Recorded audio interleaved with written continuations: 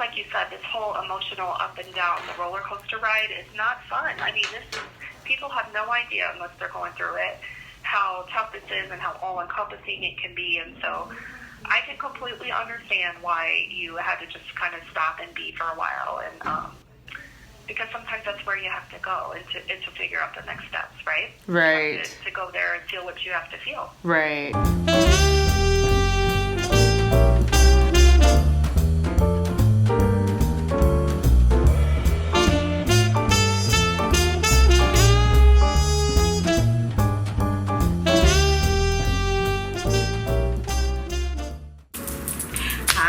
Thanks for clicking on Simply Tanika. I am Tanika. If you are new here, welcome. Hit that subscribe button. Let's hang out a while. If you are returning, welcome back. What's up, fertility fam? We gotta do what?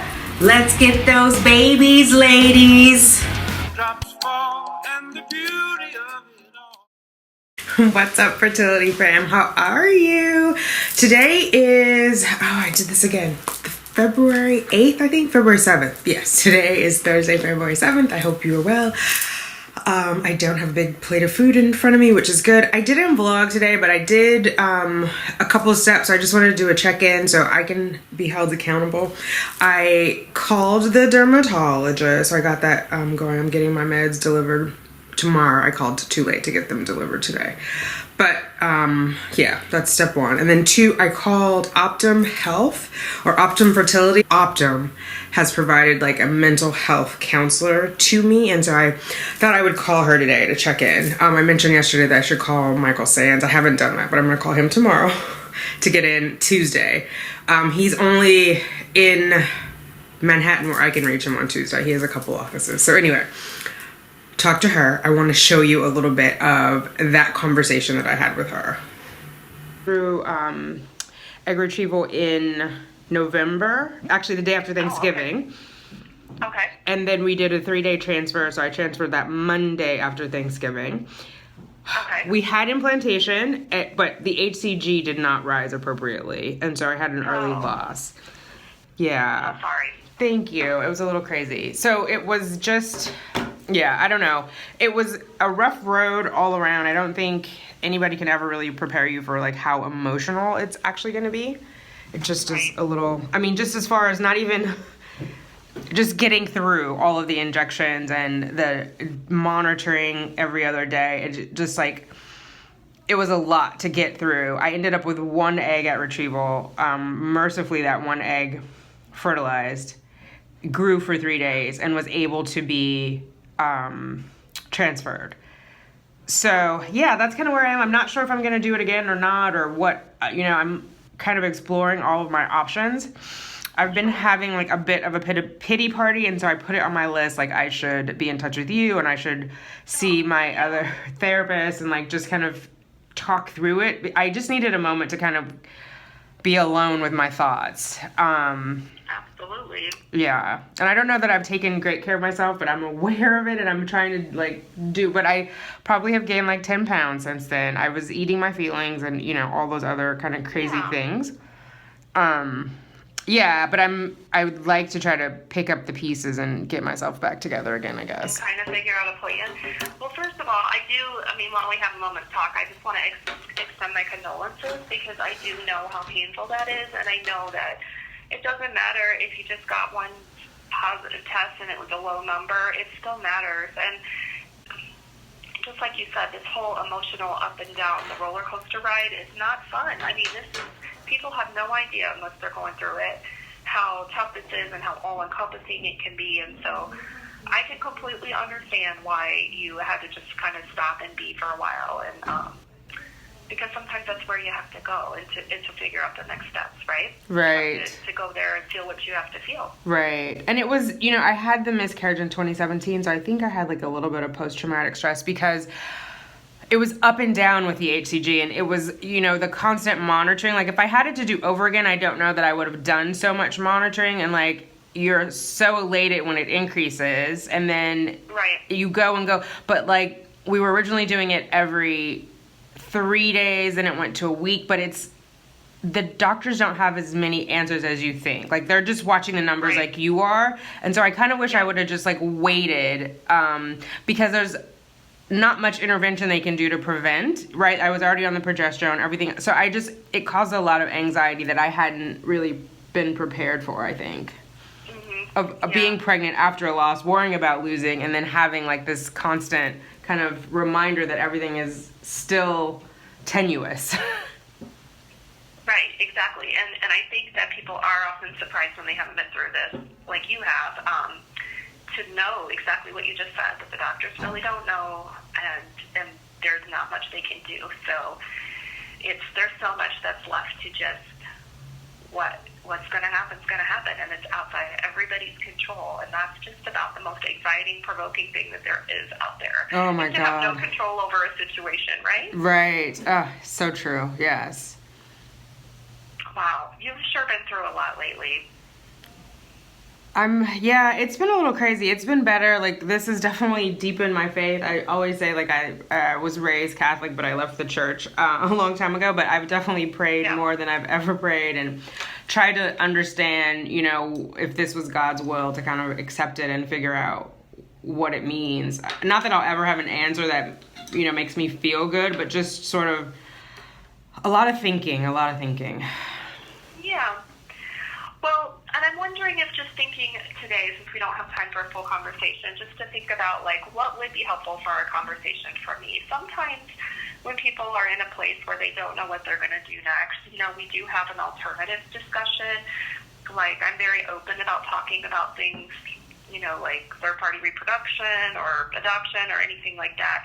Or just talking through the feelings of, do you have it in you to kind of do this again? So, I don't know if that's something you would be interested in having a conversation about, that we can kind of schedule for a longer block of time, or if there's information I can get for you before we talk again. I'm not really interested in third party or adoption. So I like right now what I've been grappling with, like, I'm leaning toward I want to do it again, but obviously there's an emotional aspect of it. I'm not really emotionally ready to do it right now.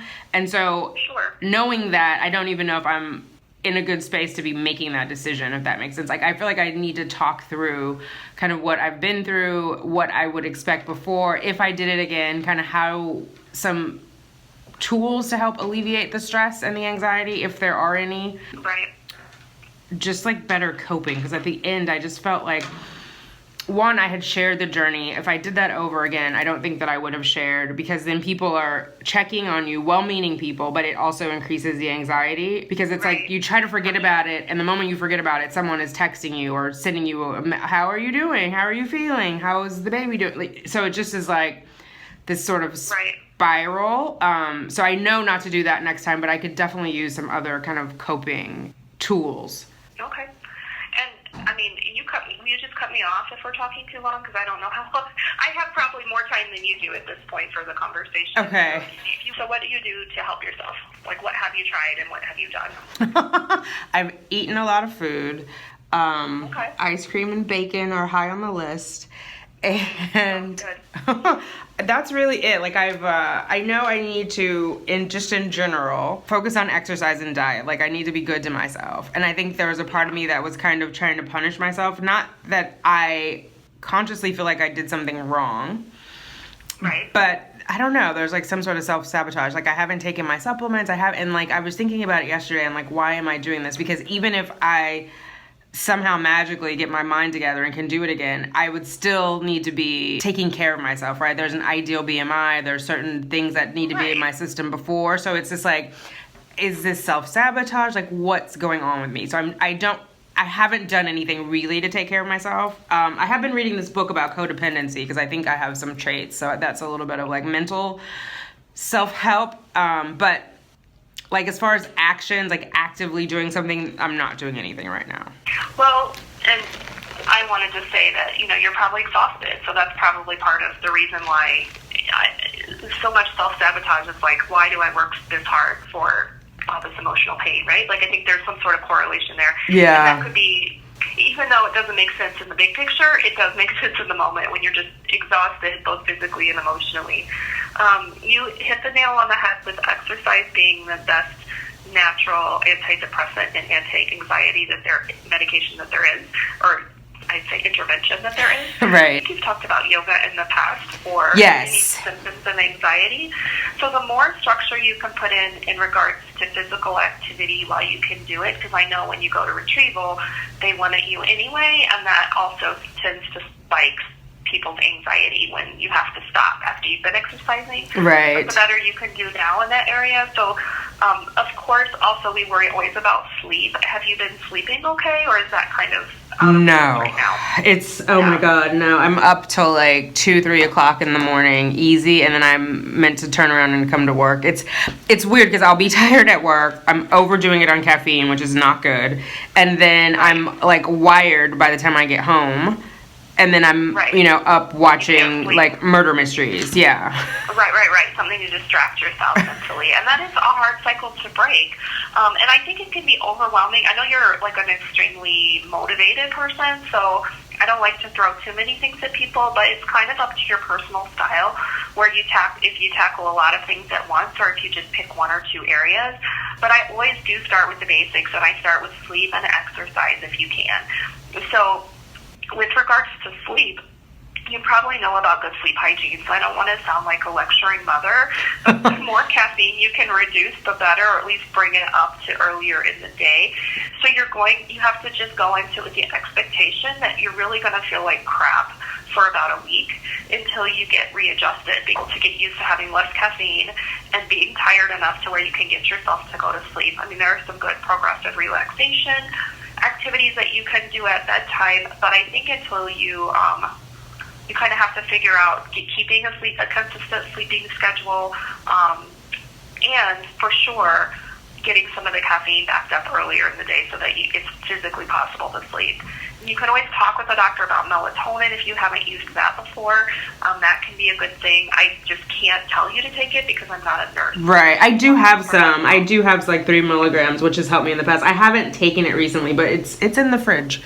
Right, and so, like, it's natural, and if your doctor approves of it, which most do, then it's perfectly safe, and if you cut the caffeine up to at least earlier in the day, I'm not telling you to give it up altogether, but I also know that since caffeine is a stimulant, if you're having any anxiety symptoms, it's going to increase those symptoms. Right. Do the caffeine cut back, melatonin if your doctor approves, and the progressive relaxation, try to get yourself unwound earlier.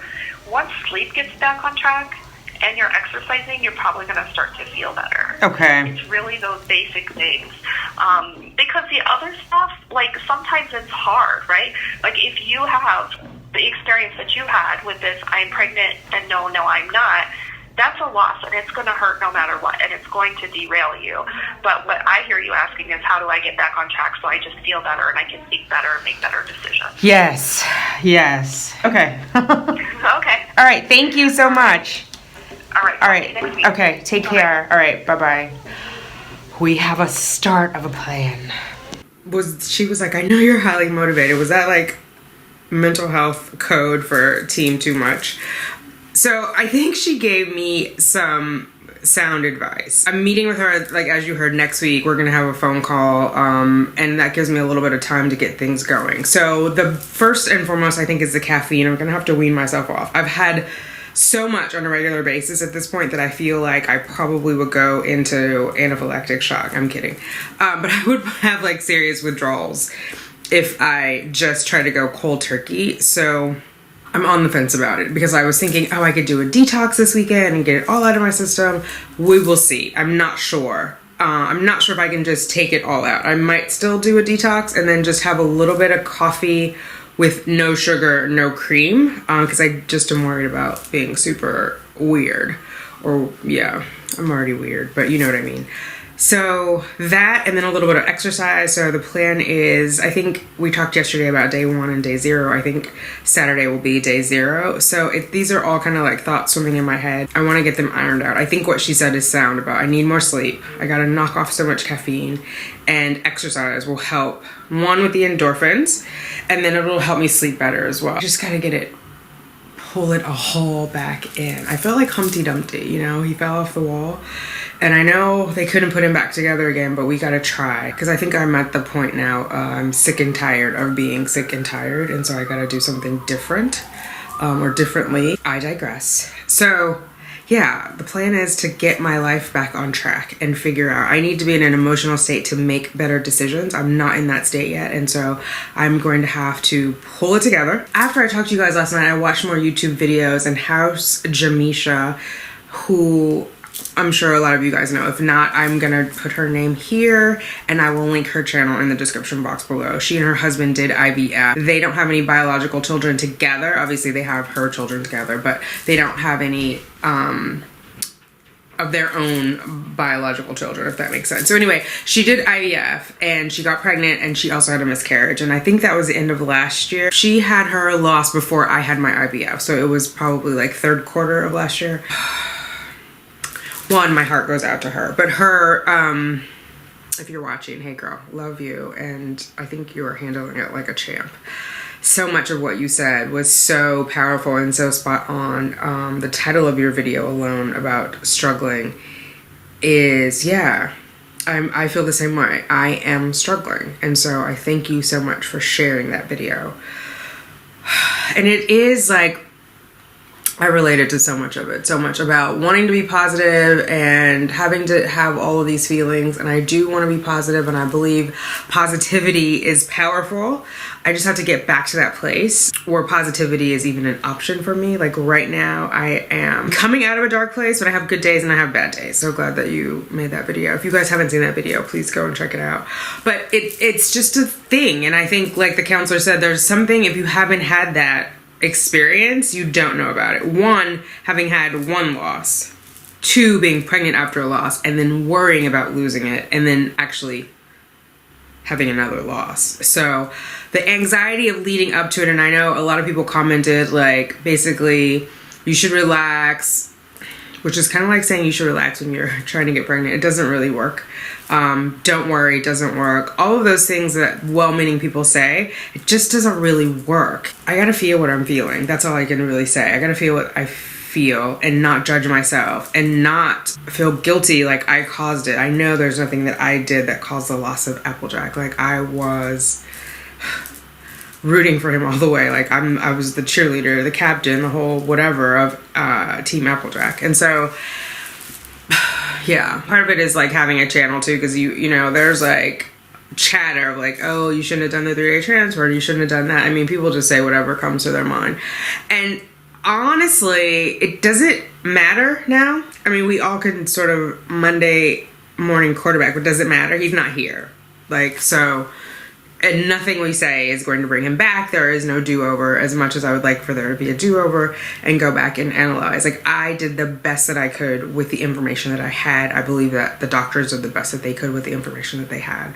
I watched Elisa Marie today, and she was saying, like, her doctor was not going to do a 3-day transfer. He said that was old school, which it is old school, but for me, like, there was no way I was letting my one egg try to go to day 5, and I know like on the 3rd day they have to take it out of one medium and put it into another medium no matter what lab you're in, and so put it back inside of me. That for me, that was a no-brainer. Like, I wanted Applejack back as soon as possible. So I think, like I said, we can Monday morning quarterback. We can say, well, my doctor said this, my doctor said that. Your doctor said those things about your specific case, and you should 100% trust your doctor. Absolutely. Like, that's what you're paying them for.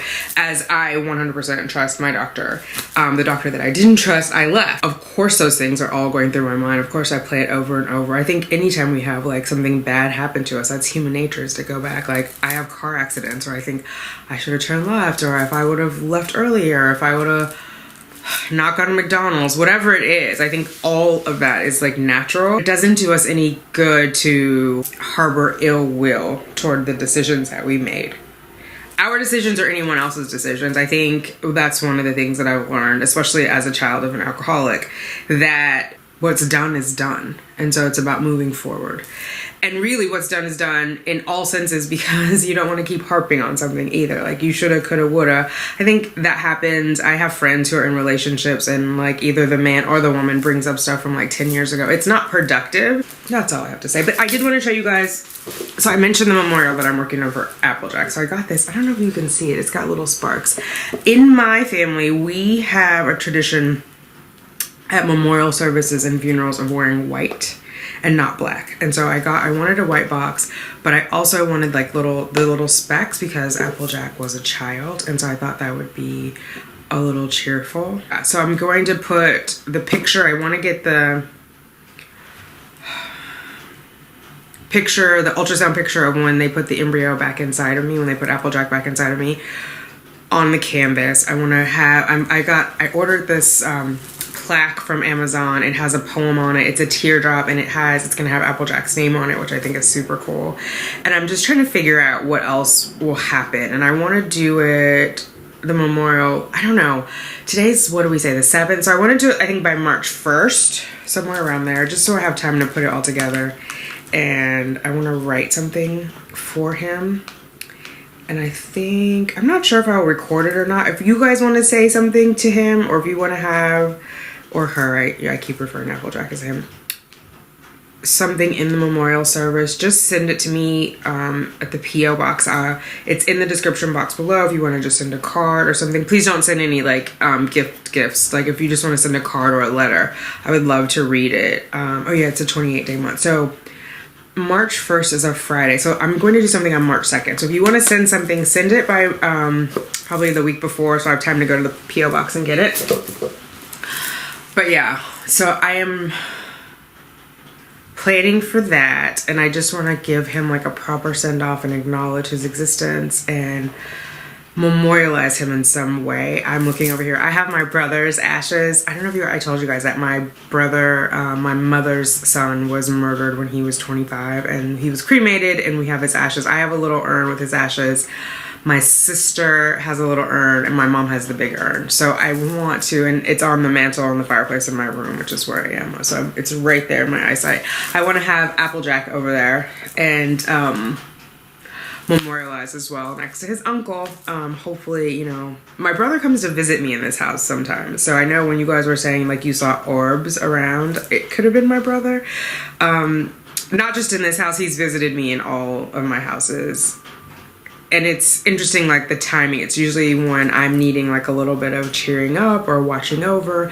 So I'm sure he's been around lately. And so, yeah, have them hang out. His daughter, I think I told you guys that, his daughter's coming in March as well.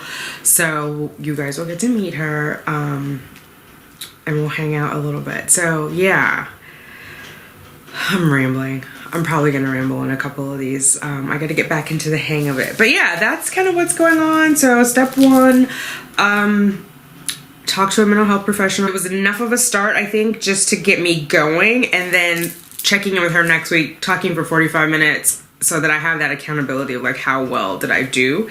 And I think accountability is good for all of us. The check-in. So I'm gonna check in with you guys. You're gonna hold me accountable too. We're gonna make progress. Don't know if I am going to do another IVF or not, but my head and my heart are leaning toward that. Again, it's my wallet that's kind of holding me back. But I also, in my head and heart, know that right now, emotionally, I am not prepared to start sticking myself or anything else. And then there's the finance part of it too. I did talk to Antoinette over at Columbia. They are going to need 11,000 and some change to like start a cycle, and so they want that before I get started. So I know what number I have to have. Just a matter of, does it make sense? Is it 11 and some change that I'm willing to basically throw into the air because I could have the same outcome? Am I okay with that? Not only from a financial perspective, but from an emotional perspective. So that's the part emotionally I have to get ready to say I could end up in the exact same place, and how will I handle it? Because this is rough, this place that I'm in right now. I have to imagine it only goes lower each time, because this miscarriage is definitely more devastating than the last miscarriage.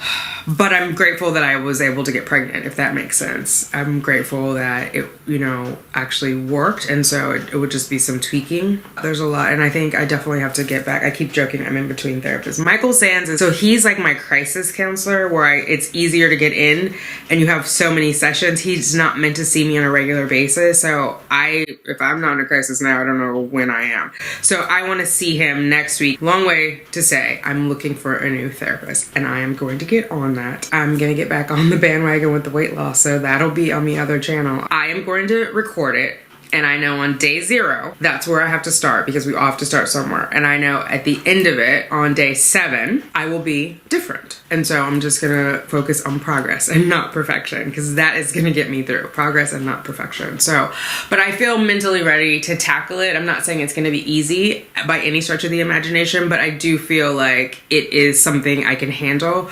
where a week ago, 2 weeks ago, I just felt like it was all insurmountable. So, progress. That's progress, right?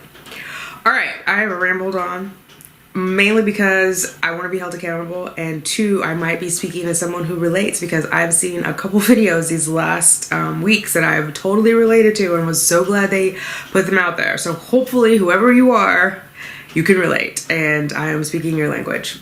And for the rest of you, hold me accountable. Don't let me get slippery. Gotta get that snap back. Been to the bottom. Let's get to the top. I'll talk to you ladies later. Bye. Baby S to you all.